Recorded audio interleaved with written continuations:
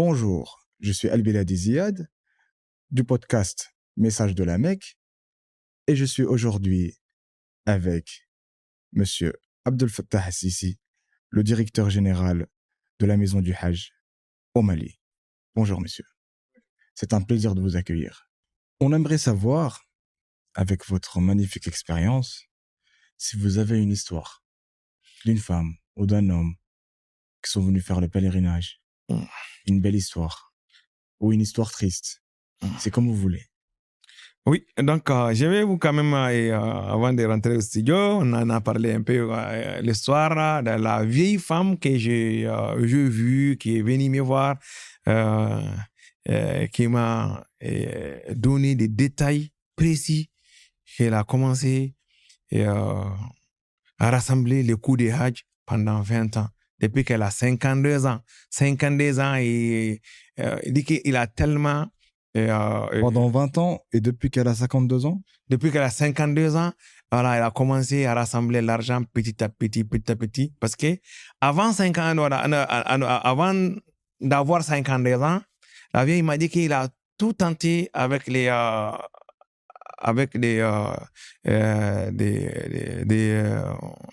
associations, des bienfaisants, ces consorts-là, s'il trouve de bonne volonté, qu'il va l'envoyer au Hajj. Donc, il a perdu l'espoir, il a commencé à rassembler l'argent. C'est en 72 ans qu'elle a pu rassembler le coût des Hajj et est venue me montrer. Ça, là, l'argent que vous voyez, j'ai rassemblé ça pendant 20 ans pour avoir le coût des Hajj.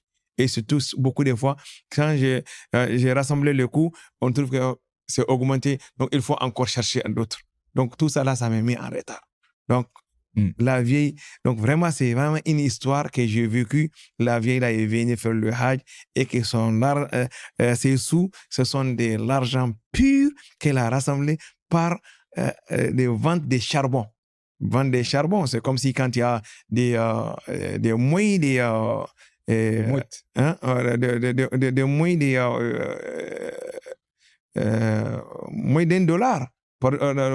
On peut même dire que $5 par jour. Voilà, pour avoir $5 par jour, rassembler ça par jour pour pendant 20 ans avoir ce sous de Hajj. Donc vraiment, ça c'est une histoire qui m'a beaucoup trop touché. Avoir quelqu'un qui est une vieille dame qui n'a pas les moyens, perdre l'espoir et rassembler l'argent pendant 20 ans, avoir le coup de Hajj venir, vraiment c'est quelque chose qui m'a beaucoup trop touché. Et j'ai vécu cette histoire-là et j'ai vu la vieille dame. Elle a fait le Hajj en 2023. C'était vraiment une histoire que je ne peux jamais oublier parce que la vieille, là, vraiment, il m'a beaucoup trop impressionné. Cette histoire m'a impressionné aussi. Et justement, ça me donne envie de vous demander une autre histoire. Je suis gourmand. Bon, il y en a beaucoup, l'histoire de Hajj. L'histoire, bon, encore, c'est une histoire aussi de cette année 2024. Une vieille dame qui n'était pas programmée pour le Hajj, nous-mêmes, on a clôturé parce que le Hajj, depuis le 29 avril déjà, on ne doit plus faire encore des visas, mais le ministère des Hajj nous a accordé des faveurs pour accompagner certains retardataires et consorts. Il y a une vieille dame qui perd son mari, donc il y a une place vide et la vieille elle vient concilier avec ça. Voilà, et n'avait même pas de documents. Il n'avait pas de passeport. On force pour lui trouver des passeports, on force pour faire un peu de formation, formation pour qu'il puisse voyager. Et il voyage, il vient à Médine. Moins d'une semaine, il tombe malade, il meurt à Médine, on l'enterre au cimetière de Baqiya. Donc, voilà, ça quand même... voilà, tadri nafsun bi ayyi ardin tamut. Qui n'est même pas dans le Hajj, qui n'est pas programmé et consort, on vient et toutes les conditions sont créées pour qu'il aille au Médine pour aller mourir à Médine, sans faire le Hajj. Ça, vraiment, c'est aussi touchant. Monsieur Abdel Fattah, la maison du Hajj, c'est quoi? La maison du Hajj, c'est un établissement public à caractère administratif, c'est-à-dire c'est un service public malien au Mali qui s'occupe de l'organisation et la gestion du Hajj au Mali. C'est ça la maison du Hajj. Et la maison des Hajj a 2 rôles, c'est-à-dire organiser le Hajj au Mali, gérer le Hajj au Mali et représenter le Mali en Arabie Saoudite. Donc, c'est le bureau qui représente aussi le Mali en Arabie Saoudite. La maison des Hajj a plusieurs missions. La première mission, c'est de donner des informations sur le Hajj aux communautés musulmanes maliennes. Voilà. Comment il faut faire le Hajj, comment il faut venir à la maison des Hajj. Et à la maison des Hajj, au sein de la maison des Hajj, il y a un guichet unique. Le guichet unique, c'est-à-dire tout ce dont on a besoin pour être un candidat au Hajj, se trouve à la maison des Hajj. C'est-à-dire, si tu veux aller au Hajj, voilà, tout ce dont tu as besoin pour être pèlerin, ça se retrouve à la maison des Hajj. Que ce soit des documents administratifs, des bilans santé, les informations, la formation, et puis après tout ça là, voilà, et les embarquements, même les embarquements dans l'avion et consorts, ça se passe à la maison des Hajj. Donc de la maison des Hajj, les pèlerins ils rentrent dans le bus pour aller rentrer dans l'avion directement. Donc c'est pour cela qu'on l'appelle le guichet unique du Hajj. C'est ça la maison des Hajj. La maison des Hajj aujourd'hui au Mali est réglementée à 100%. C'est-à-dire, il y a des lois, il y a des décrets, il y a des arrêtés, il y a des décisions qui réglementent les Hajj de A à Z.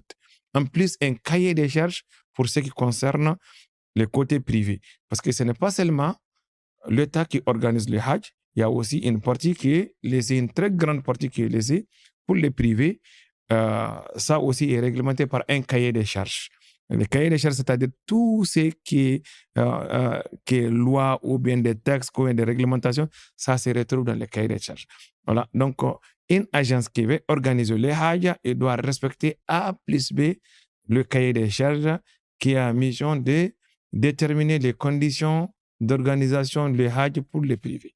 Donc, voilà la maison des Hajj. Donc, c'est un guichet unique, un peu de tout ça qui globalise la maison des Hajj. Et la maison des Hajj, comme j'ai dit, il représente aussi l'État malien, le gouvernement malien en Arabie Saoudite. Cela veut dire que l'interlocuteur des autorités saoudiennes au Mali, c'est la maison des Hajj. Ce n'est pas une représentation diplomatique ou bien l'ambassade, non. C'est la maison des Hajj. C'est le directeur de la maison des Hajj qui est le chef des bureaux des affaires du Hajj en Arabie Saoudite, qui signe les contrats de prestations, les contrats de restauration, les contrats des hébergements, les contrats encore, ce qu'on appelle la convention générale avec le ministère du Hajj et de la Umrah d'Arabie Saoudite. Donc, c'est la maison des Hajj qui gère tout ça là au Mali. Donc, vraiment, c'est une mission complète. C'est une mission, qui est réglementée par des lois et des décrets et des arrêtés, comme j'ai dit. Donc, vraiment, c'est ça la maison des Hajj aujourd'hui au Mali. Et ce que je peux ajouter aussi encore, c'est la maison des Hajj. Il y a aussi des symboles de formation. C'est-à-dire, à la maison des Hajj, tu trouves le symbole de Kaaba là-bas et encore des Safa, Marwa, là-bas à la maison des Hajj, et tu trouves aussi des Jamarat là-bas. Jamarat al-Aqba al-Kubra, Jamarat al-Aqba al-Sughra, la grande, le moyen et la petite. Donc, tout ça là se retrouve à la maison des Hajj. C'est-à-dire, le pèlerin, quand il fait la formation, il n'a pas besoin d'autre chose. Il vient seulement pratiquer ce qu'il a appris à la maison des Hajj pour faire le Hajj. Et la formation, bon, peut-être que si on rentre dans le détail, je peux vous donner comment, voilà, et je peux vous dire comment la formation se passe. Donc, de toutes les façons, voilà, c'est une formation complète pour le pèlerin. Parce que nous, nos pèlerins, la majorité, ce sont vraiment des analphabètes. C'est-à-dire, ils n'ont jamais été à l'école. Et ils sont des vieilles personnes qui n'ont jamais étudié, qui n'en connaissent rien. Ils ne connaissent pas, même quand ils se perdent et qu'on sort là, ils ne savent même pas se guider. Voilà. Donc, il ne peut pas manipuler des téléphones Android. Il ne peut pas manipuler des nouvelles technologies pour se faire guider, à ne pas perdre les consorts. Donc, il faut qu'on apprend tout ça là à nos pèlerins. Voilà. Donc, c'est vraiment une formation complète, comme je vous avais dit, parce qu'on va d'abord commencer à former nos pèlerins comment rentrer même dans le bis. Comment se comporter d'abord à la maison des Hajj, les formalités administratives, les bilans santé, après tout ça là, et comment il faut rentrer dans le bis, comment utiliser les ascenseurs, comment séjourner à l'hôtel, parce que en général, c'est des gens qui n'ont jamais même venir en ville. Voilà, les grandes villes, ils ne connaissent pas tout ça là. Donc, il y a tout ça là-dedans. En plus encore de la formation spirituelle, les guides religieux aussi sont là pour la phase rituelle, Mina, Arafat, Muzdalifa, que le Hajj, et avant le Hajj aussi, comment il faut faire la Umrah. Les guides sont là pour les guider, pour les former, pour l'encadrer, pour qu'ils puissent faire la Umrah. Après la Umrah, le Hajj, et comment ça se passe. Parce que nos gens que je vous avais dit, ce sont des gens, ils ne sont pas habitués à la grande masse. Voilà. Or que le Hajj, c'est la grande masse au même lieu. Donc, tu vas trouver que 1 million, 2 millions, 3 millions, sinon même 4 millions de personnes qui se retrouvent au même lieu, au même moment. Donc, il faut vraiment avoir une formation complète pour pouvoir tenir ces 5 jours du Hajj, Amina, Arafat, Muzdalifa. C'est tout à Arafat. Les formations sont très importantes. Mais moi aussi, ça m'intéresse de savoir quelles sont les démarches que le pèlerin doit faire pour justement avoir le visa, venir ici, etc. Quelles sont les démarches depuis le Mali et jusqu'à l'aéroport ici? Le pèlerin, d'abord, le candidat, quand nous, on retourne au Mali, on va d'abord lancer ce qu'on appelle le lancement officiel des Hajj. C'est-à-dire tous ceux qui sont prétendus à aller au Hajj, alors on va annoncer officiellement et ils viennent s'inscrire. Cela veut dire qu'ils manifester leur intention d'aller au Hajj cette année. Donc, du coup, voilà, ce qu'il faut faire, il faut avoir maintenant quand même des pièces administratives et toutes les pièces voilà, se retrouvent à la maison des Hajj. Voilà, jusqu'au passeport. Quand il a son passeport, donc maintenant, ce qui va lui rester, c'est le bilan santé. Et on va voir maintenant, après ça, après le document administratif, il faut avoir maintenant le bilan santé. Vraiment, c'est le médecin qui sont à la maison des Hajj qui vont faire maintenant une consultation globale, un bilan général pour le pèlerin pour voir vraiment s'il est apte. Parce qu'en général, les gens qui viennent envers nous à la maison des Hajj, manifester leur volonté d'aller au Hajj, en général, ce sont des gens, des vieilles personnes.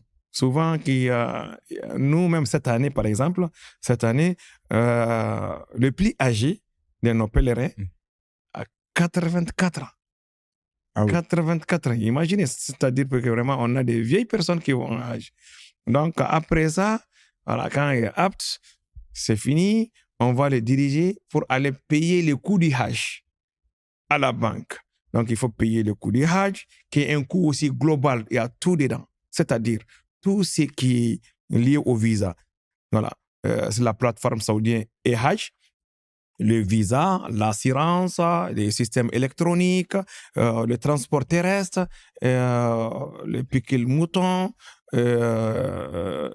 encore ce qu'on appelle l'hébergement et la restauration à la Mecque et à Médine. Il y a une partie qui est payée sur la plateforme saoudienne, c'est le système saoudien qu'on appelle e-Hajj. Donc, tout ça là, c'est pris en compte dedans. En plus, voilà, une partie aussi des frais liés au Hajj et au Mali, c'est la formation, le charge de la maison des Hajj. En plus de ça, le billet d'avion. Parce qu'en général, nous, nos pèlerins, comme je vous avais dit, ce sont des gens qui ont en majorité, ont dépassé 60 ans. La majorité même, c'est de 70 ans, 75 ans ou plus. Donc, on veut tout faire pour amener nos pèlerins directement, c'est-à-dire avec des vols charters, pas des vols réguliers. Parce que les vols réguliers, tu vas passer par des aéroports étrangers et puis bon voilà, tu vas passer 5 heures, 6 heures, sinon même 10 heures de temps à Istanbul ou bien à Addis Abeba ou bien à Casa, ainsi de suite. Donc maintenant, on amène nos pèlerins avec des vols charters. Les vols charters, c'est des vols directs. En général, nous, quand on quitte le Mali, on vient à travers Médine, de Bamako, Médine, c'est à peu près 6h15 minutes seulement. Le retour aussi, ce n'est pas à Médine, mais c'est à Jeddah. Et Jeddah, Bamako, et le vol charter, c'est encore 6h20 minutes, 6h30 minutes. Ça, c'est Jeddah, Bamako. Donc, tout ça là, c'est pour vraiment un peu donner le repos à nos pèlerins parce qu'ils n'ont pas... comme je vous avais dit, la majorité de ces gens-là, ce sont nos pèlerins, ils n'ont jamais même utilisé l'avion. Donc, quand il va les faire transiter dans les aéroports et consorts là, c'est très compliqué et c'est très difficile et ça le fatigue beaucoup. Donc, c'est pour cela que, le vol charter aussi, ça a un coût parce que l'avion vient vite pour prendre le pèlerin, voilà, et en venant, et comme aussi il vient vite pour faire retourner les pèlerins au pays. Donc, ça a un coût. Donc, maintenant, le pèlerin doit payer le coût du Hajj. Après avoir payé le coût du Hajj, il commence la formation. Et quand il commence la formation, entre-temps, voilà, on est en discussion avec nos partenaires saoudiens, le ministère du Hajj, et ce qu'on appelle le système électronique, Al-Masar al-Elektroni et Hajj. Voilà, après avoir fini avec tous nos contrats de prestations et consorts et mettre ça sur la plateforme, on commence à faire le visa dans les temps indiqués. Donc, voilà un peu, quand on commence à faire le visa, dès qu'un pèlerin a son visa, parce que le visa, maintenant, ce sont des visas électroniques, on n'a pas besoin de passer par les ambassades ou bien des consulats pour faire le visa. Non, le visa se passe au bureau du Hajj, à la maison du Hajj, pour l'ensemble de nos pèlerins qui sont au nombre de 13 323 pèlerins. Le visa, on fait le visa à la maison du Hajj. Donc, quand le pèlerin a son visa, c'est-à-dire tous les frais sont payés, il est apte, il va juste attendre maintenant le programme de vol.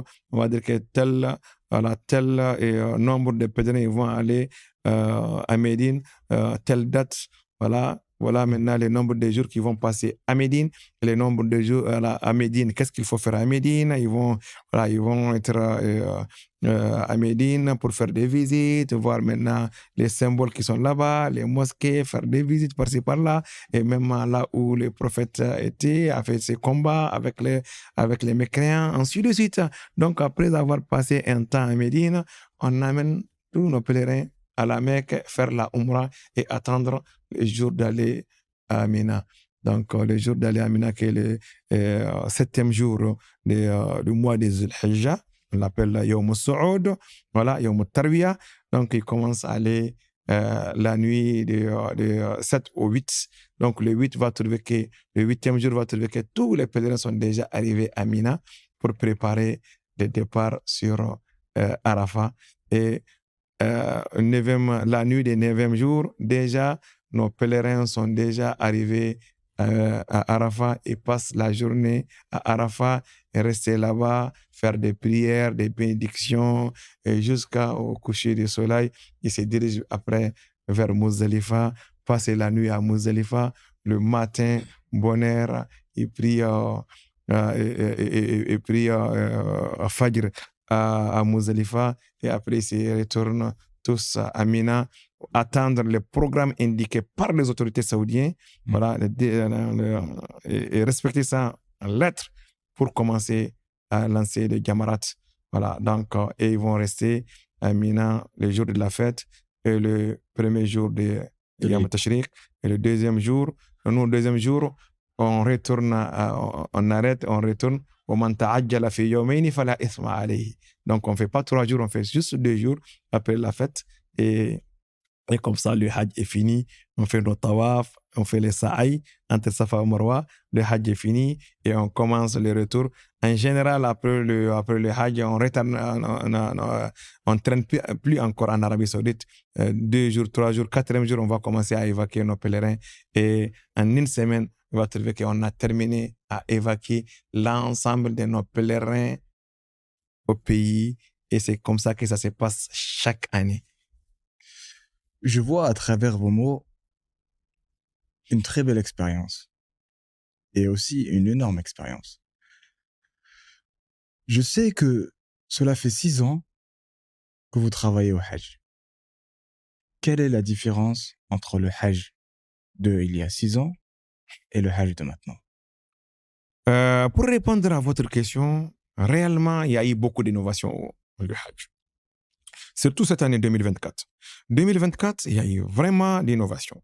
D'abord, la préparation, l'organisation du Hajj anticipé que le ministère a initié cette année.